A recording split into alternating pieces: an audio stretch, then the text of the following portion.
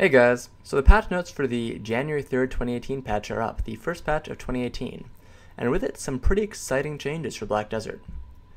So the biggest parts of these patch notes and this patch is the Mystic Awakening has been released, the new campsite feature, the new Marni's Stones feature for faster leveling up to level 57, the brand new Flurry of Snowflakes event, revamped attendance rewards, and some pretty big ranger buffs. So let's start off with the event. The brand new Flurry of Snowflakes event has started. Just stay logged in for 30 minutes and you'll get a snowflake. You can get 10 snowflakes a day, so stay logged in for 5 hours. And you can trade these snowflakes for some pretty sweet rewards. I posted another video going over this event in detail, but it's pretty sweet and we can get memory fragments. The Loyal Rookie Return and Guild Check-in rewards have been renewed, and the attendance rewards have been revamped apparently. We don't know what they are yet, but we've been promised value packs and other sweet little goodies as part of the attendance rewards. So we'll find out in just a couple of hours what these new attendance rewards might entail. Special rewards for rookie and returning adventurers. If you're entitled to either of these benefits, you're expected to obtain the renewed event settlement pack on the last day of attendance. Do note that the pack's contents for rookie and return rewards are slightly different from each other. And the little monster box will be available for purchase until January 10th for maintenance, so 1 week to purchase that. A few small system changes, but nothing too big. The disassembly time of fence, garden, fortresses, and so on has been decreased to 15 seconds, so it's been halved from the previous 30-second time. The following contents are now available: Mystic Awakening, Campsite, and Marni Stone. So the Campsite is a pretty exciting feature that we've been waiting for a while.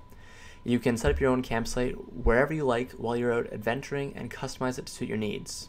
So some of the features are buying and repairing certain items, putting items in storage, doing currency exchanges, and buying buff scrolls. This should make it easier if you want to go off the grid to defeat monsters in remote areas far from main towns or cities without having to return to use the storage or put away gear or repair stuff. So to unlock this, you need to complete the quest Boss Witch Hunting, which is one of the Calpheon main quests, and that allows you to accept the quest Survival Guru from the Black Spirit. Going through this quest chain and completing the following quests, so How to Survive the Wilderness, Old Moon Guild and Survival Skill, will allow you to receive the Old Moon Camping Tent, Old Moon Camping Anvil, and the Old Moon Campsite Shop as rewards, with which you can install your campsite. Just right click on the camping tool you exchange from Jensen in Bear for a 100G gold bar to open up the camping UI, then place these items onto your installed campsite for use. And you can only place campsites on flat grounds in combat zones, but not on slopes or roads. You can't set them up on areas with objects placed beforehand. So Marni Stone, I'm posting a video about that as well. It allows characters under level 57 to purchase Marni Stone for a small amount of silver, I believe between 60 and 110,000, that allows you to accumulate extra experience from killing certain types of monsters and then gain experience from it. So it's a pretty decent change, and I'll go over it a bit more in depth in a separate video. And then some areas used in Node Wars will be changed from combat zone to safety zone. A few small NPC changes, a few small mount changes. So on to the class changes. There's some pretty big ones this week. Skill guide videos for all characters have been replaced with new ones. A few small graphical glitches. Your weapon will now disappear when you lie down, and you can also continuously roll when sitting with the Q and W keys on. Movement speed has been increased when moving left, right, and backward and holding a harpoon or fishing rod, so you don't have to hotkey a weapon, so you can move at normal speed when trying to go sell your fish. A few small other changes, such as if you press the directional key while turning at an angle larger than 45 degrees during an auto run, it'll make it impossible to stop your character. So that was a pretty weird one. So Warrior has some small changes. Most of the classes have some small changes. Witch and Wizard have targeting range of mana absorption, and Ultimate Blizzard has been increased by 4 meters, as well as a few other small changes. Mewa, Dark Knight. Mewa got a basic AP at level 60, has been increased by 17 on average. Just like with other classes, the PvP damage has been decreased for balancing purposes. Small Dark Knight, small Dark Striker changes. Mystic has gotten her Awakening, but the big changes for classes this patch, apart from Mystic's Awakening, is the Ranger. So the attack ranges, well, I'm not going to go over every skill here, but there are some pretty big buffs here. Similar to Mewa, she got basic AP buff at level 60. Once again, PvP damage been decreased. Stamina consumption fixes, damage fixes, range fixes. So some pretty big changes for Ranger here. If you play Ranger or were looking to play Ranger, this is a pretty exciting patch for you. Apart from class changes, there's a few small item changes, and not too much else. One of the big ones is that you can now feed your pets to full with just the click of a single button. You don't need to spam your feed to fill them up, which is pretty nice if you don't want to get carpal tunnel early on from having to spam the cheapest feed into all 4 of your pets. The weight of some of the feeds have been adjusted as well, and the selling price of cheap feed has gone from 500 to 3,000 silver coins, which makes it a bit more expensive to fill up your pets.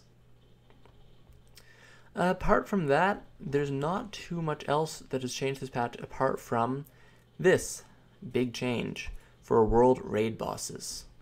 So the rest of this is fairly negligible, same with the quest UI changes and the result issues, but the world boss change is pretty important for lower level characters. So the drop system for boss weapons has been reworked so that more adventurers can have chances of getting them. In a world raid boss session, adventurers with the top 80% of damage dealing have a chance of obtaining the items. So if 100 adventurers participate, up to 80 of them can loot the boss.